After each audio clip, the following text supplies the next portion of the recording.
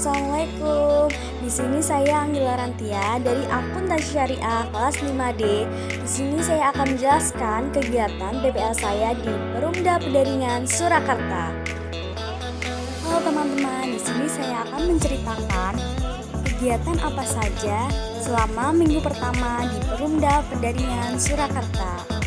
Pada hari pertama, sebelum kami melakukan PPL, kami bertemu kepada pembimbing PPL kami untuk diberikan pengarahan, yaitu tentang tata tertib selama PPL di Perumda Pedaringan Surakarta, dan kami pun diberikan jadwal untuk melakukan PPL. Karena di Perumda Pedaringan sendiri memiliki berbagai bidang, sehingga dengan tujuan untuk mendapatkan berbagai pengalaman di berbagai bidang tersebut, sehingga dibuatkanlah jadwal tersebut. Kegiatan pertama kalinya yaitu pengenalan lingkungan sekitar, di mana kita dikenalkan pada seluruh karyawan di berbagai bidang. Yang kedua yaitu dikenalkan letak kantor di berbagai bidang. Karena kita akan merasakan seluruhnya di berbagai bidang, maka itu sangat perlu dilakukan. Yang ketiga yaitu melakukan absen. Absen dilakukan setiap hari selama PPL dan dilakukan 2 kali, yaitu pagi hari dan setelah pulang PPL. Pengenalan lingkungan sekitar. Oh iya teman-teman, saya akan memperkenalkan dulu pedaringan itu apa sih? Perumda Pergudangan dan Aneka Usaha Pedaringan Kota Surakarta atau lebih dikenal dengan nama Pedaringan Solo merupakan kawasan yang dipersiapkan oleh pemerintah Kota Surakarta menjadi pusat pergudangan dan pusat distribusi barang untuk wilayah Solo Raya dan seluruh karesidenan Surakarta. Terletak di salah satu jalur ekonomi utama Kota Solo, menjadikan Pedaringan memiliki daya tarik dan nilai tambah bagi para pelaku bisnis yang usahanya berkaitan dengan pergudangan, transportasi atau angkutan, dan usaha lain yang terkait. Terlebih lagi, lokasi strategis ini ditunjang dengan lahan seluas 14,6 hektar dan 10 unit gudang dengan luas total 10.500 meter persegi.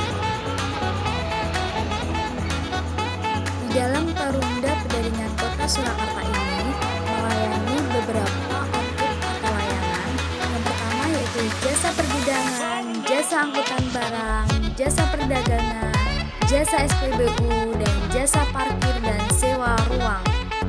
Yakni output atau pelayanan maka terdiri dari beberapa bidang, yaitu bidang angkutan, bidang SPBU, bidang pergudangan, bidang umum dan pers, bidang keuangan, dan bidang perdagangan.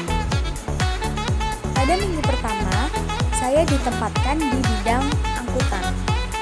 Jasa angkutan barang melayani secara tepat waktu, aman, dengan tarif yang bersaing untuk dalam kota, luar kota, dan ke seluruh Indonesia.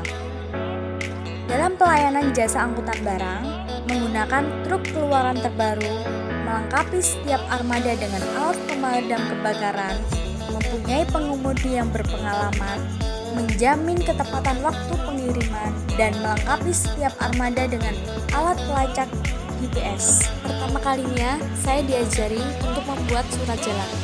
Apa sih surat jalan itu? Surat jalan itu merupakan kelengkapan yang dibutuhkan dalam proses pengiriman barang antar perusahaan maupun dari pelaku usaha kepada konsumen. Meski dapat dibuat dalam bentuk yang berbeda sesuai kebutuhan perusahaan, surat jalan memiliki format dan rincian informasi tertentu yang harus selalu dicantumkan. Sini saya membantu untuk membuatkan surat jalan karena Perumda Pedaringan Surakarta ini diberi amanah oleh pemerintah untuk menyalurkan bantuan sosial kepada seluruh masyarakat daerah Kecamatan Banjarsari dan Jebres. Lalu saya juga diajari cara membuat SPK, yaitu surat perintah kerja pada pihak tertentu untuk melakukan sebuah pekerjaan tertentu.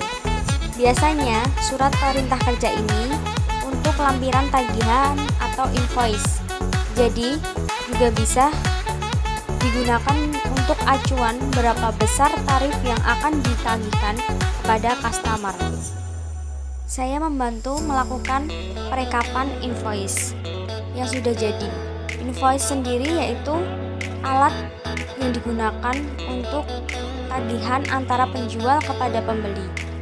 Adapun tenggang waktu yang dibutuhkan untuk melakukan pembayaran yang tertera dalam invoice biasanya akan disesuaikan dengan kesepakatan pada purchase order. Pembuatan invoice umumnya dilakukan sebanyak 3 rangkap, satu untuk pembeli, yang kedua disimpan oleh penjual sebagai lampiran penagihan, dan yang ketiga disimpan di dalam buku faktur. Di sini saya membantu melakukan perekapan invoice yang sudah jadi ke dalam buku rekapan perusahaan. Ia membantu melakukan perekapan berita acara serah terima penjualan karcis yang sudah diberikan, lalu direkap ke dalam buku rekapan untuk bukti suatu perusahaan. Sekian kegiatan PPL saya selama 1 minggu ini. Terima kasih. Wassalamualaikum warahmatullahi wabarakatuh.